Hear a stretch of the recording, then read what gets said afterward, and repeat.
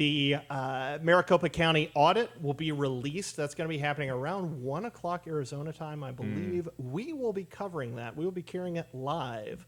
So the YouTube channel you're watching us on right now, hang out there on Friday, and we'll have live coverage of everything that's going on WJ Live. Don't know that you'll actually see us. I think we're probably going to just take the entire coverage itself, but that's developing as we go.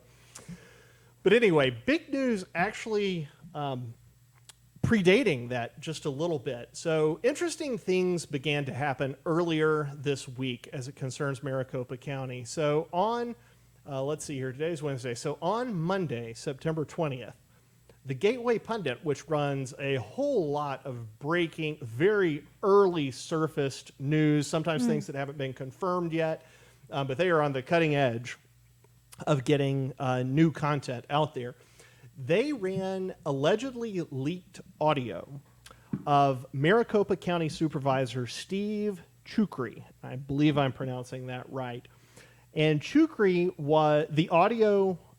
Gateway claims that the audio is of Chukri meeting with representatives of We the People Arizona Alliance. That's a citizen-led organization that has really tried to push election officials toward a forensic audit. So he met with them back in March, and allegedly, the audio that's been leaked has some incredible insight from Chukri.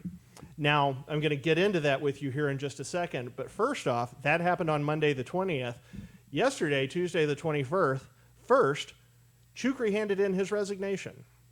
He announced that he was leaving his position effective November 5th. Now, that could just be a coincidence. That's possible. But it's a strange thing.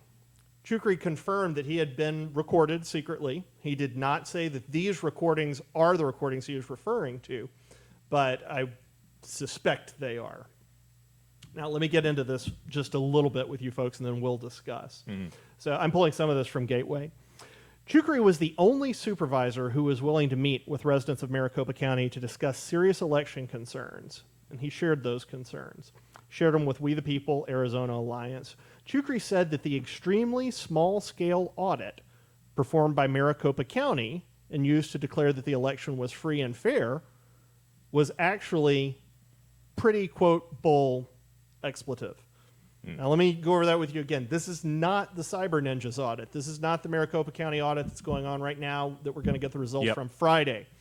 This is the original small-scale audit that they did to declare the county itself, the county election, legitimate. So Chukri, who's on the Maricopa County Board of Supervisors, calls it pretty, quote, bull, whatever. Chukri also threw Supervisor Clint Hickman under the bus for that, quote, bull audit, where they only audited 2% of the ballots. He also accused Hickman of not having the guts to go farther. In his resignation letter, however, Chukri wrote, "While I've had many differences with my colleagues, I've known them to be good, honorable, and ethical men. The picture some individuals are trying to paint about a cover-up, scam, and other nonsense about my colleagues and myself is simply false. There was no cover-up. The election was not stolen. Biden won."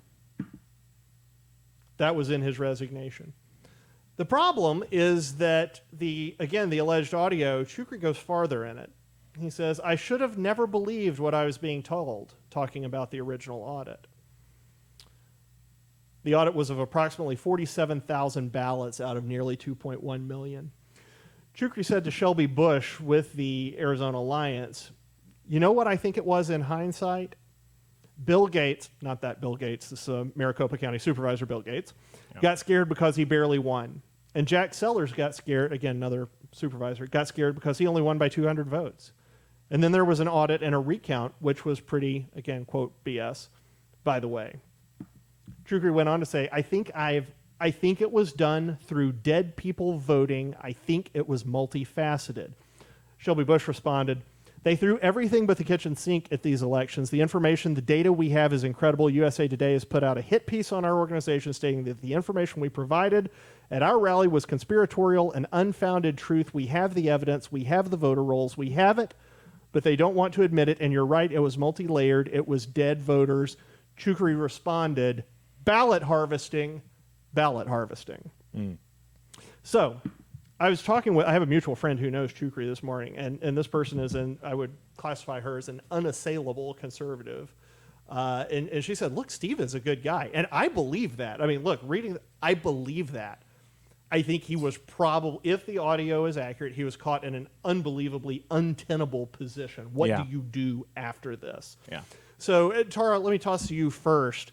What do you make of what the leaked audio alleges Chukri said? What do you make of that versus what he said in his resignation letter? Hey, look, it wasn't stolen, Biden won. I think it just shows kind of the broader picture, because I think we all like to believe that, we're going to stand up and we're going to say this, or, we're going to go against the grain. But just to be somewhat charitable, I think that there's a lot of key players that come around, especially with elections and just the smear campaigns and everything that happens.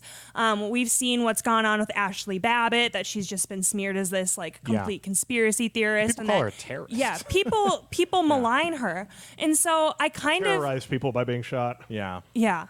And so I think there's a prime example of how quickly your reputation can turn around. And we're sitting here every day talking to you guys, telling you that we're against the media, we're against the mainstream media. And so when you're going against these people who are really sitting at the top, it's like, I kind of can't fault him for being maybe a little bit more cautious with his resignation compared to what he said behind closed doors, because we're all human beings. We're all going to talk differently if we know it's not going to be on the record. And so I think that we do have to meet him with grace and charity in it.